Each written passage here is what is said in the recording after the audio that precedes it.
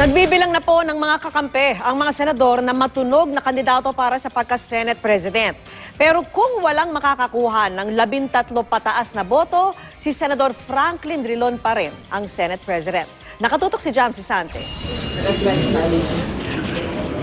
Nitong weekend, nakuna ng neophyte Senator-elect na si Manny Pacquiao na lumalagda sa isang papel sa pagbisita niya kay President-elect Rodrigo Duterte.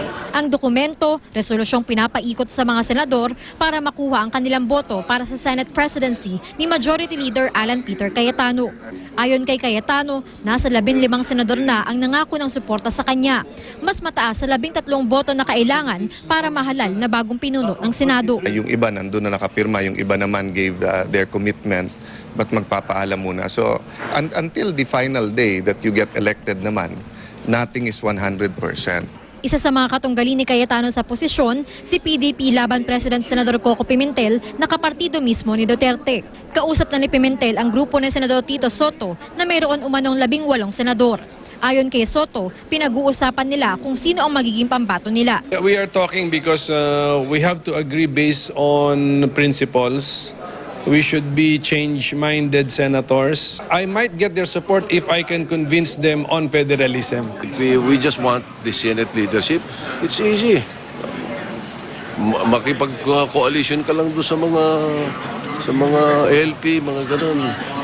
Di ba? Okay ka na, dami mo nang kasama. Pero it's not that. You have to realize muna if you have the same objectives. Malaking konsiderasyon raw ang committee chairmanships sa desisyon ng mga senador kung sino ang susuportahan nilang Senate President. Isa raw yan sa mga mainit na tinatalakay sa kanilang mga usapan ngayon. Tikom si Senate President Franklin Drilon kung kanino pupunta ang suporta ng Liberal Party na may pinakamaraming miyembro sa 17th Congress. Kung hindi makakuha ng 13 boto ang sinumang senador, mananatiling Senate President si Drilon. As I have always said, whoever has 13 signatures electing Senator X, Y, Z as to lead the 17th Congress, I am willing to yield the Senate presidency to them.